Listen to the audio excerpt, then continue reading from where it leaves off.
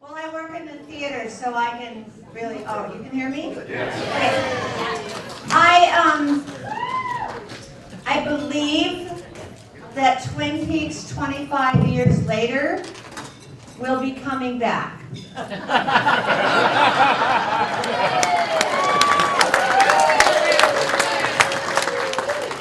We all signed what's called a non-disclosure agreement, that we would not disclose anything, but we don't have anything to disclose. I did call David Lynch yesterday and said, I'm coming to the Twin Peaks Fan Festival, and these are fans of yours for many, many years, and they're really wonderful people. Is there anything at all that I can tell anybody? And he said, I wrote it down. Well, it's tricky. He said, we think both the log lady and the log may appear. And I said, are you telling me that as an actor or as a character? Anyway, he said, what happened is, he said, we live in a world where there really is no mystery or honoring of mystery anymore, real mystery. And so I find that personally, David said, depressing. So I would like to rediscover a world where everyone discovers on their own what real mystery is.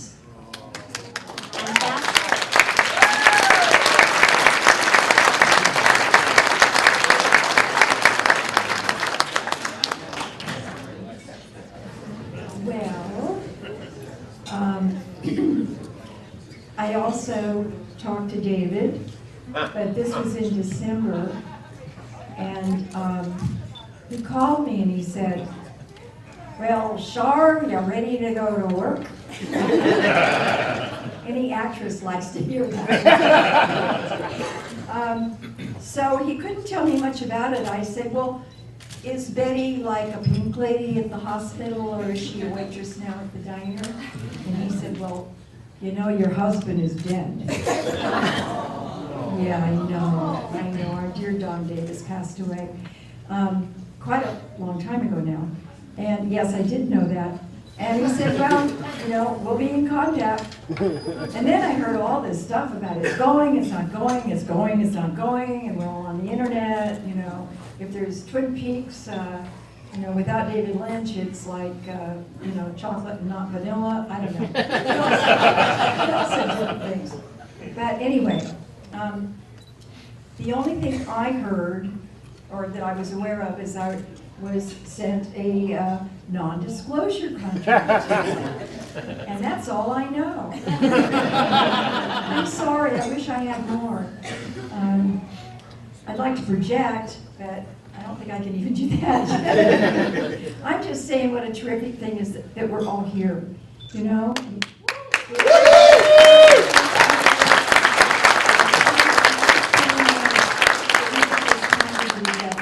And it's a mystery to all of us. Thanks for being here. Yeah.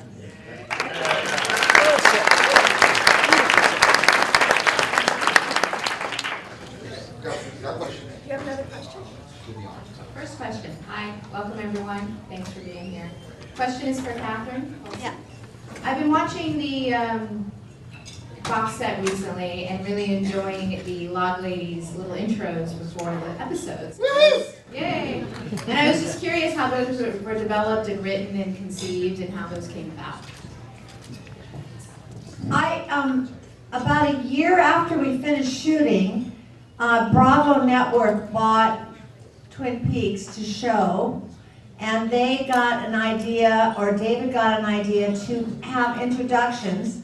And David called and said, I want you as the log lady to do in an introduction for each episode, and I'm going to write them. And he was in Madison, Wisconsin in the woods, and he wrote them in about 2 days and flew back to Los Angeles where they built a little set with a boarded up fireplace and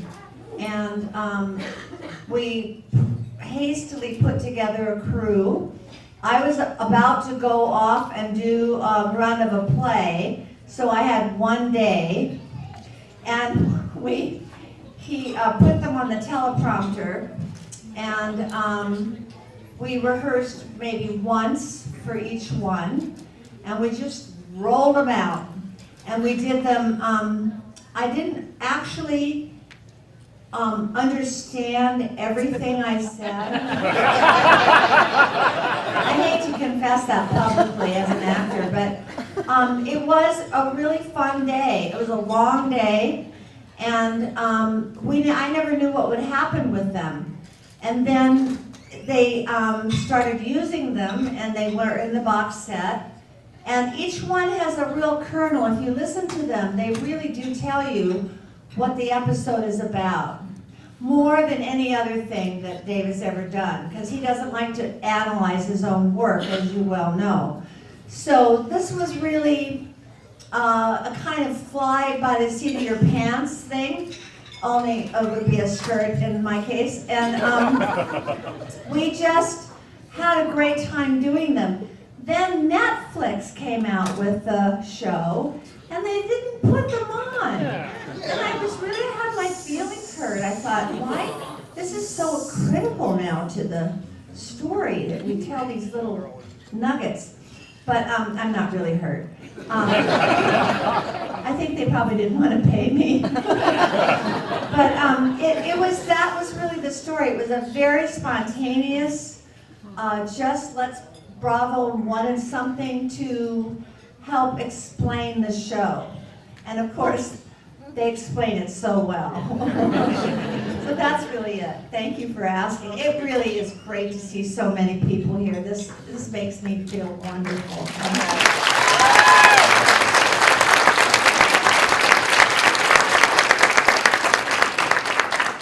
I do have one quick alibi. As everybody knows, if you've watched enough Twin Peaks and enough David Lynch, there's always that little surprise. You just never know what's going to happen. Well, tonight that happened, and ladies and gentlemen, Jan D'Arcy, Sylvia Warren.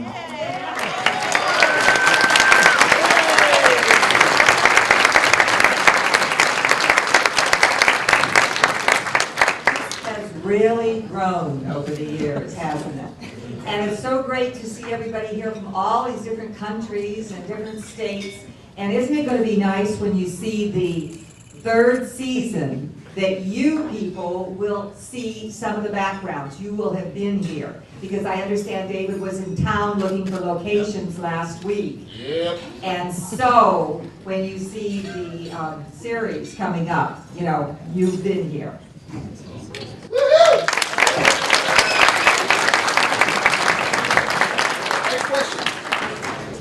My question is for all of you. One of the things I've never really understood is that they filmed 2 endings of Who Killed Laura Palmer. And then 2 weeks later, Leland dies. I hope I didn't spoil it for him. Oh no! That's on my Netflix. I apologize. So my question is, how did you guys find out who did it? Because wouldn't you have known that they had a funeral and a lot of you were there? And so I'd like to know how each of you found out who killed Laura Palmer and when and where. I don't know. No, really. Most of you have heard this, that we did not get any scripts. After the first show hit the air, we didn't get any scripts, so nobody knew anything. We had to watch it just like you did. In fact, I think you've heard us say at the end of the first season, when Agent Cooper got shot, we thought we were out of work. Gary was there. We were all at Dana Ashbrook's house watching the last episode. Jimmy was there. And we saw him get shot, and there was a silence. And, You know, and that's the way it went for the whole rest of the show. So I'm not surprised that we don't know a thing. Good question. All right. All right, I was wondering, does any one of you have a Charlotte Defense phone number? Anyone can answer this question. All right, my real question is for Kimmy and Ian.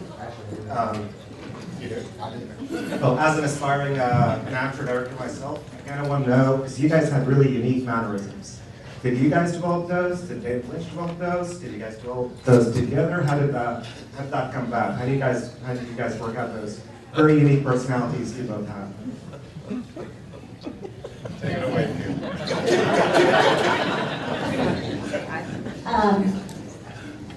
I don't know about Ian, but I developed mine in utero.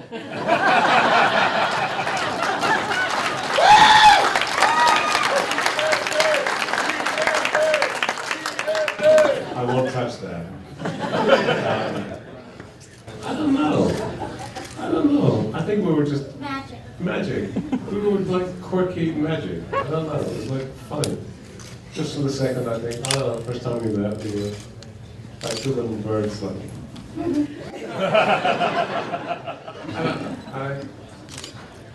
Who knows? Things happen. I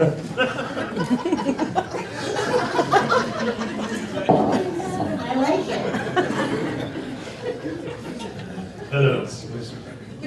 This is a question for Mr. Buchanan. After Twin Peaks was taken off the air, very briefly after, there was a short-lived situation comedy from Mr. Lynch and Mr. Frost called On the Air, which you, I guess, David Lander and Miguel Ferrer were the only ones from Twin Peaks that were holdovers. And ABC put you on and very quickly took you off again. What, can you talk a little bit about On the Air? Or would you please? Yeah, David developed that while we were doing Twin Peaks, and we started making it while Twin Peaks was still airing. And I think because of On the Air was about a live television show and dealing with a network, and as David was dealing with the network, he kind of included a lot of what he was dealing with. Like we would get pages on the day, like with, you know, and well, it would cut to like seats with a velvet rope that said network executives, and on every chair would be like a duck. It's a live duck, just sitting like quacking. And, the head of, was that lovely girl, Kim? Kim McGuire. She was the head of comedy for the network, but she happened to have the same name as the head of comedy for the network. But the network weren't allowed on the set, so by the time they aired the first two, they sort of realized that a lot of people were laughing at them. So they pulled it like very, very quickly. I think they took it off up to episode 3, I believe. But there are, I think there's 9 episodes, and I think people who live in Japan have gotten to see it. If you ever get a chance to see On the Air, it's good. It's it good. is It's the funny. best. It actually holds up. It's like very, very funny. Like, you know, wonderful. Just as a footnote, Erwin Keyes, who played the big stage hand, he passed away like 2 weeks ago. He was like the sweetest man, and just like, but we had great fun doing it. It was the best time. I love Miguel, of course. Nancy Ferguson and I are still very close friends, and David Lander I adore, and we had a great time. It was great fun doing it. But you know, I hope people get to see it. I mean, you don't have to speak Japanese. I think they subtitle it or something. So you can find it someplace. We showed it here two years ago, right? Oh, did you? No, in London last year. Was it last year? I think it was last year in London, yeah. Who was here last year that remembers On the Air? I think No. that was London. It was London. It was London, Charlotte. Yes. I was head of comedic programming that year, so I remember.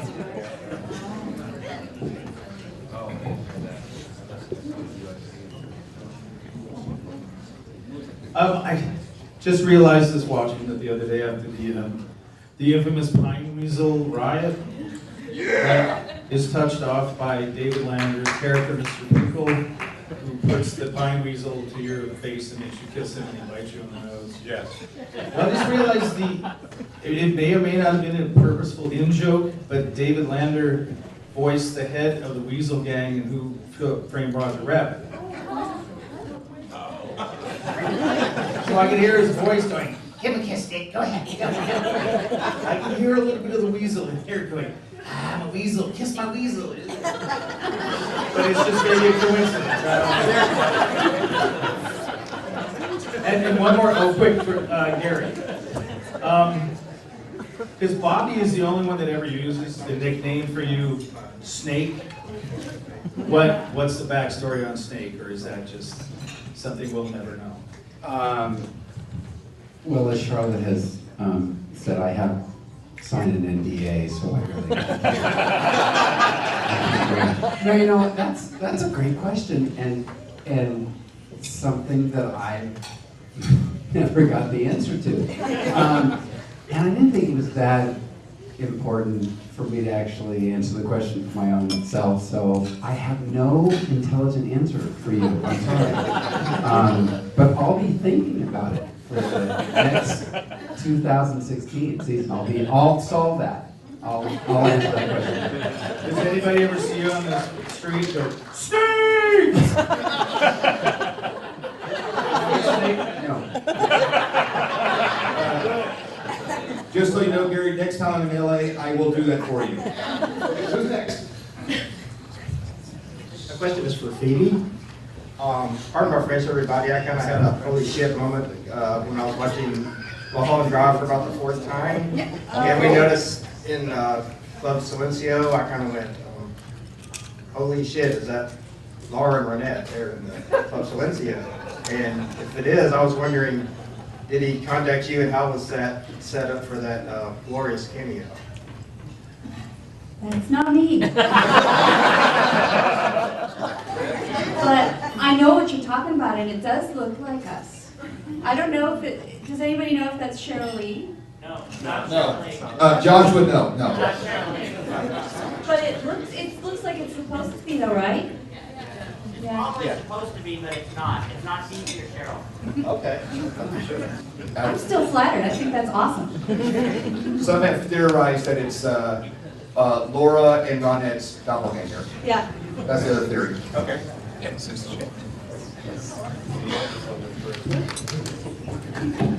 Hi. This question is for everybody. I'm just wondering at what point alcohol consumption voids your NDA?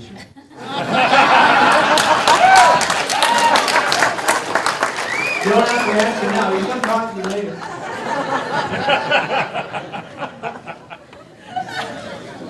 And I work for the government. That's the best question I've heard in a year.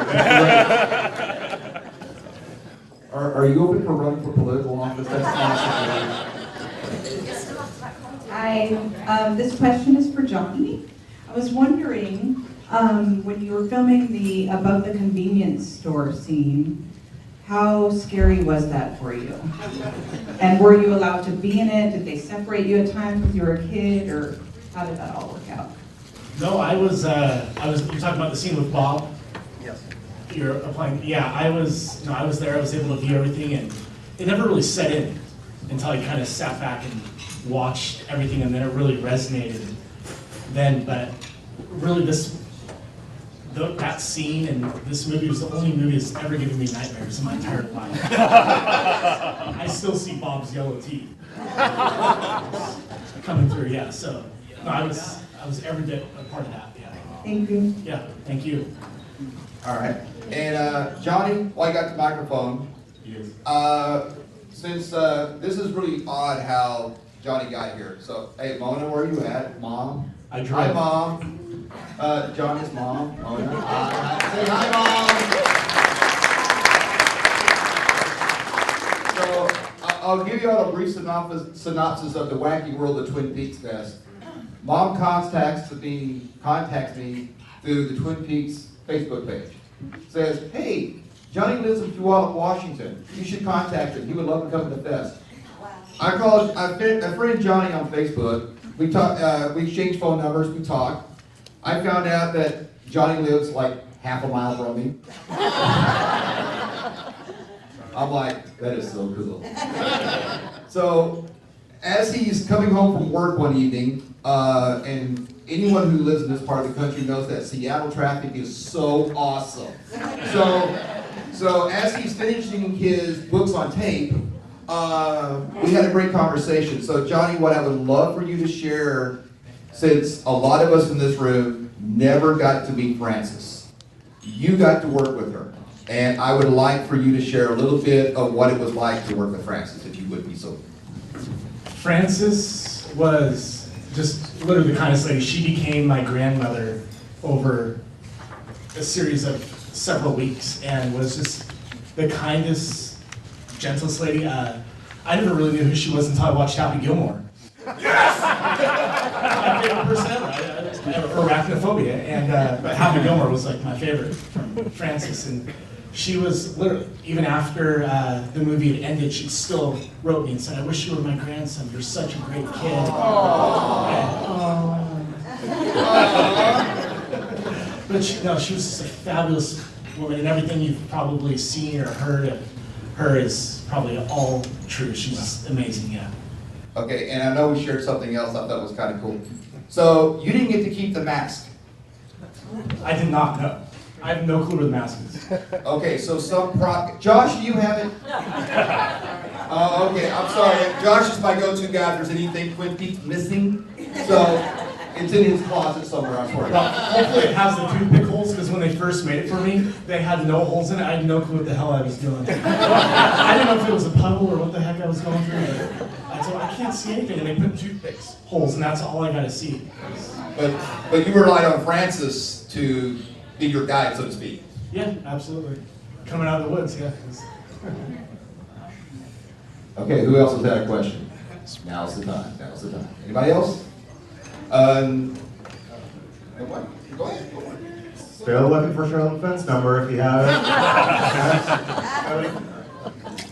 I told you, I have her number. I will give it to you. I got a Twitter too if you want that. Okay, seriously. Go ahead. This is for everybody. In this time of social media, I followed several of you on Instagram and Facebook, and I'm wondering how that's changed. Many of you have had a long, successful career, and how the change with exposing yourself to, in your personal lives, to us fans. And I do want to say how grateful I am. I enjoy your vacation photos, reactions to things. So I wondered if you had any insight about that from a celebrity standpoint.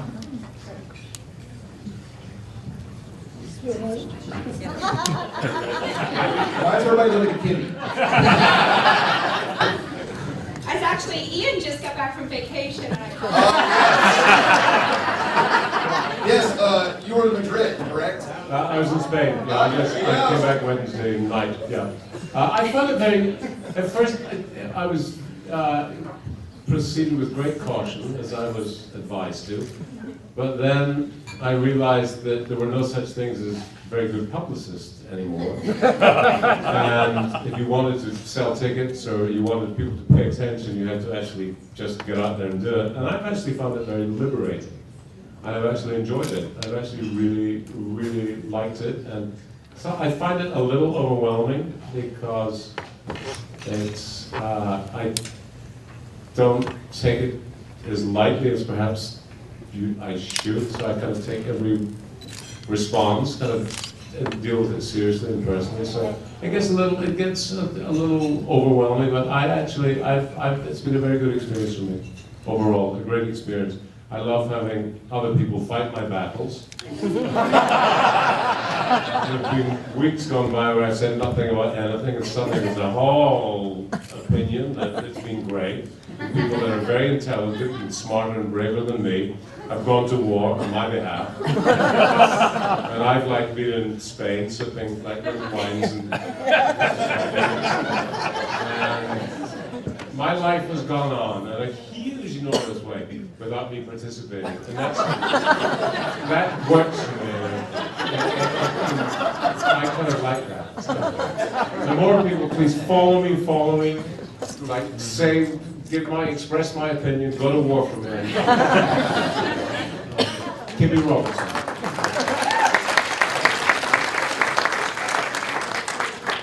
I think that the social media brought Twin Peaks back around the second time.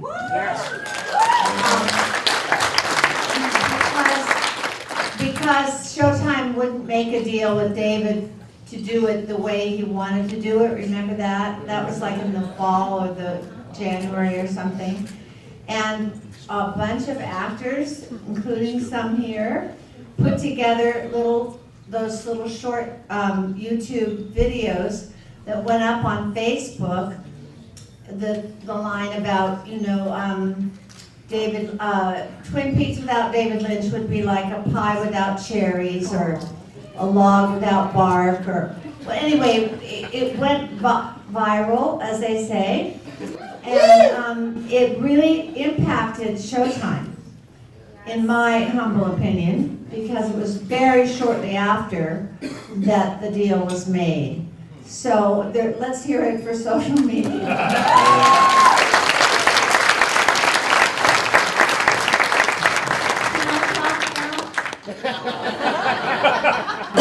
Okay, so David took Shirley, Sherilyn, Machen, and I to Chateau Marmont for dinner, and we had dinner.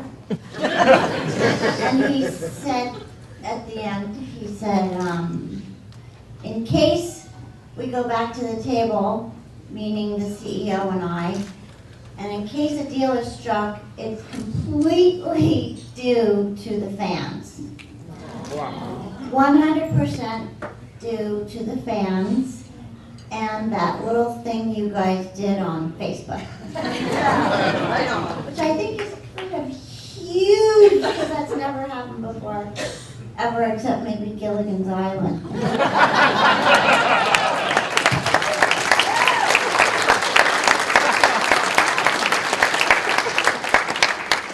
I personally would like to thank you because of you. I got a book deal.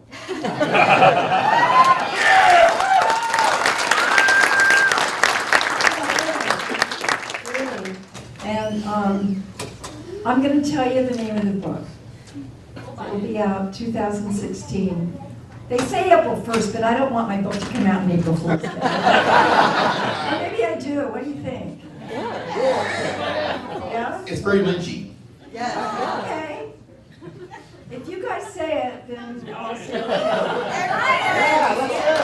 Yes. Okay, it's called Little House on the Prairie, Eraserhead, and Twin Peaks Walk into a Bar.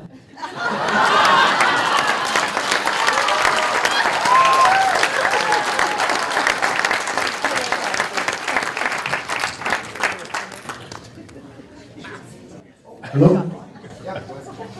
Hi, you guys. Thanks for coming. I don't normally get to ask because I'm on the staff, but I've been wanting to ask this question for a couple of years. Not just Twin Peaks, for all of you, throughout your entire career, what was your favorite scene that ended up on the cutting room floor? Oh, suave. Go, Charlotte. Fire Walk with Me. There was a scene with Major Briggs and Betty in the house, and Bobby and Donna come in, and he goes and he says, "That's my parents." And Major Briggs is reading the Bible. There's opera music on, and Betty is doing needlepoint. And we got cut. Aww.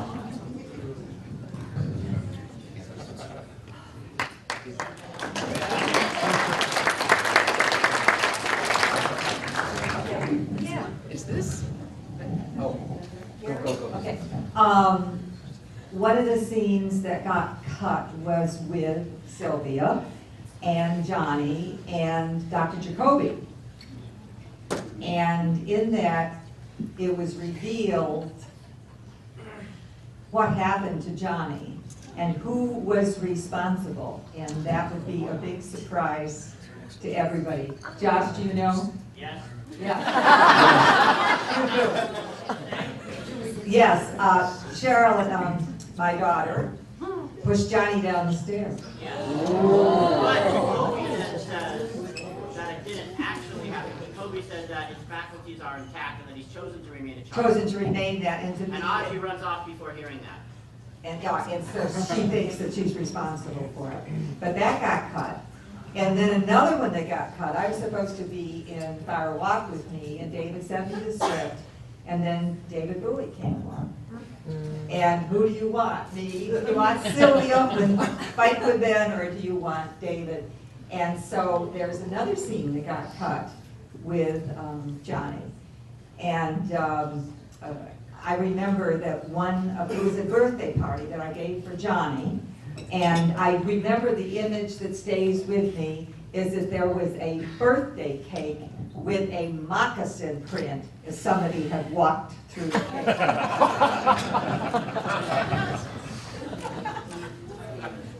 You got nothing? Well, I got cut from home movies, so it doesn't. I have no sense of any of it. So I don't care. Second. Yeah. So I just need to clarify again. So was this being cut from something in Twin Peaks or Any project you've ever done.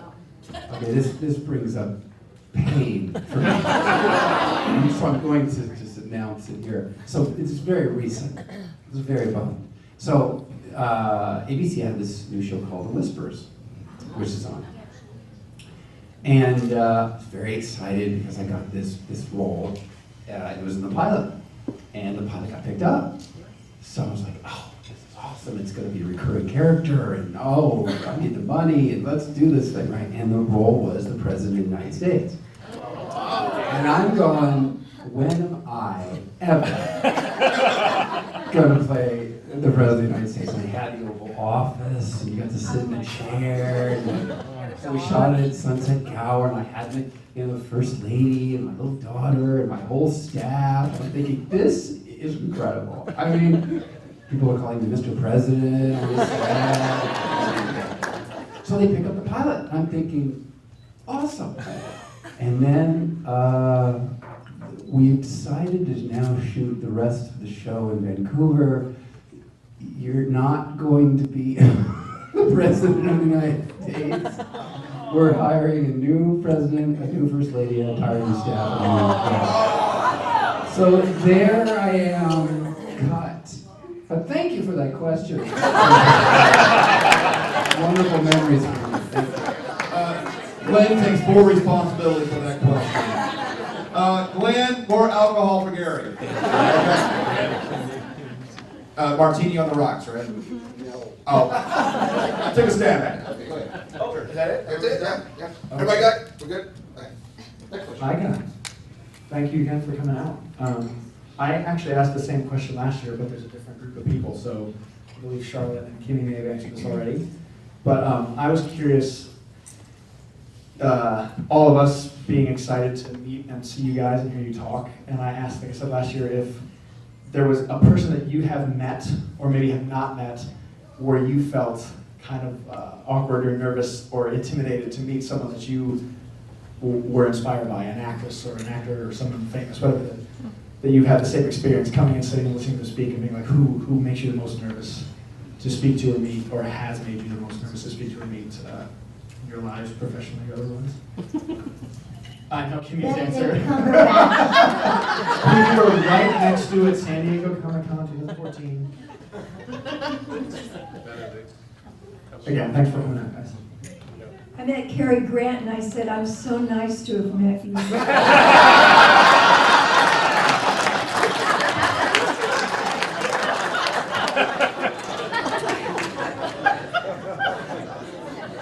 Phoebe, I dare you to top that one. Is that it? Nobody else? Anybody else? Oh, I got Gary? Oh, go Johnny, go Gary. Please go. I was actually at a restaurant and ran into John C. Reilly. And, do I ask him to build bunk beds? Do I ask him to do karate? Do I call him the Dragon Master? Where do I begin? I don't know. I found it and just nothing. He was sitting on another pane of glass and I'm like, I don't even know what to say to this guy right now. I watch his movies like religiously. I quote him on a daily basis. I don't even meaning to. And needless to say, I just sat there and drank my beer and took a picture of him from behind and told her that I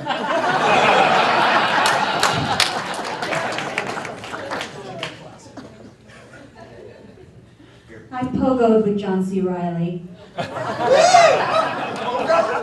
Yeah, he's not intimidating at all. You should talk to him. He's wearing a bucket hat and everything.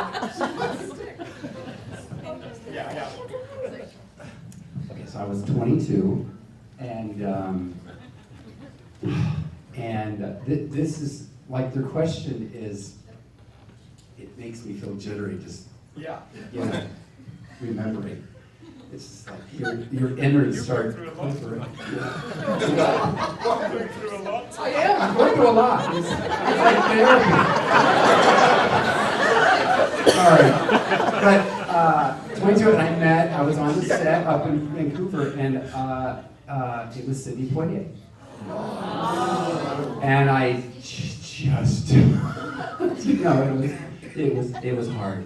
But I got it out, I got the lines out, but I was just shaking. So, that was fun. Woo!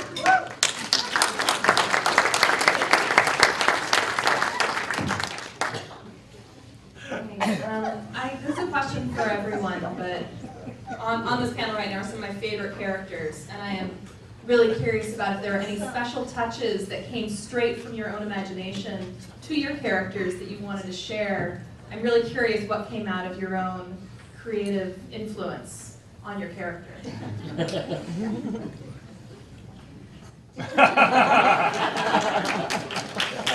Can y'all see the smiley face? I wore it to Laura Palmer's funeral. Is everybody ready? I don't know. Anybody else? Do we need to get Gary that cocktail? I'm really worried. Yes. Okay, go ahead, Bill. Question for Kimmy. It'll be cool. I promise. Yes, I promise. So your colleagues who worked at the sheriff's station, obviously, Sheriff Truman, Deputy Hawk, Deputy Andy. Do you recall any fun anecdotes working with those actors, on set? Just in case there are any fun anecdotes.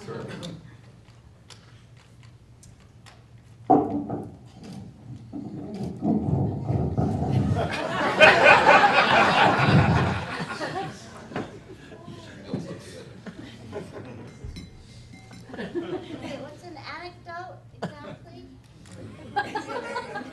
Turn it on.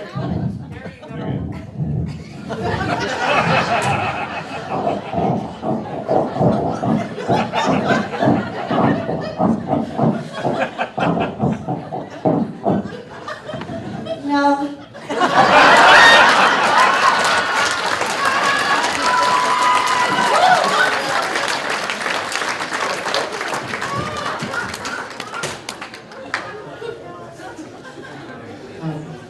Good evening. This is a question for Mike. Sorry, I'm Italian. I'm a bit excited. My English is not so perfect. So, I loved when you studied the relationship with Nadine, and I wanted to ask you if you have a nice memory about it. How was to work with Wendy Robbie, and if you have something sweet to say about it, about her, because I love it so much. Thank you. Wow. Okay. I love working with Wendy, and when they first came up with the storyline that they're going to fall in love with Randy, I had kind of a similar feeling I had with Sidney Poitier. But what comes to mind is the whole wrestling thing where she throws me against the wall, whatever pins me, and yeah, that's what comes to mind with that, which was really fun. Okay. We got two more folks, and then we're gonna right here. Okay. So two more. Hello. My question's for everybody. So I'm sure that the characters that you played are your favorite characters, but if you could play another character, even if it was just for a certain scene, who would it be and why? Ooh, suspense. I like that. Go, Charlotte. You know you want it. I wanted to be the log lady.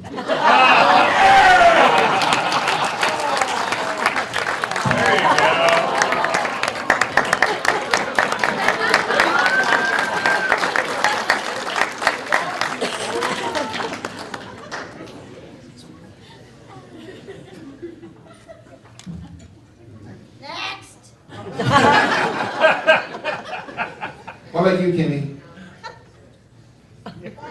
Man that set this thing on.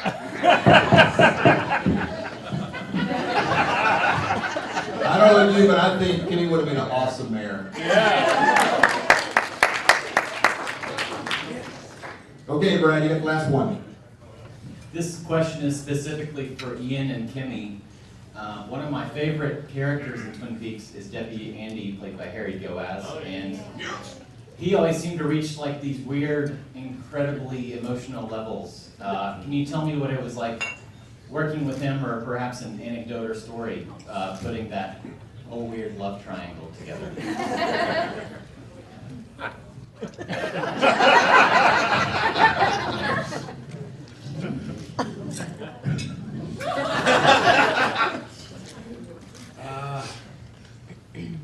Well, I was kind of excited when I got Twin Peaks because I've been doing soap operas, and suddenly here was this great show that was like, you know, quirky and kind of breaking all boundaries. And I got the first script and it was like a soap opera. I got the pages, not the full script. It was like a love triangle. I was like, what? With me. That was the great part. But also with Harry, which was the great part. And we had a great time. It was great fun. And we're still all friends, obviously, actually. But we had a great time. We had a lot of fun and lots of laughs. And yeah, Harry was. Well, I saw you walking onto the lot on the asphalt in 135 degrees in the valley. But you're not sweating. Well, that's right, because you do soap operas. There's no time for fire on this. It's nighttime, so we have more time, so you can fire. You need to. And I was just freaking out because I was a huge fan of Ian's. Huge. And then, okay, so Harry, I was a big fan of Harry's, and we didn't have to do anything because we just all, the three of us were just like the same person that got divided at birth. Triplets with all different color hair. Pretty much. Another anecdote. Okay.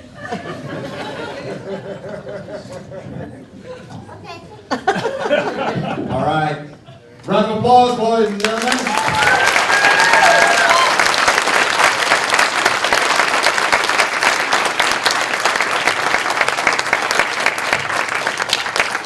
Okay, so we're going to take a quick break for about 5 minutes here. Just kind of stand in place because I don't know if anyone has military experience, but you know what a frago is? Yeah, stand by. That means change.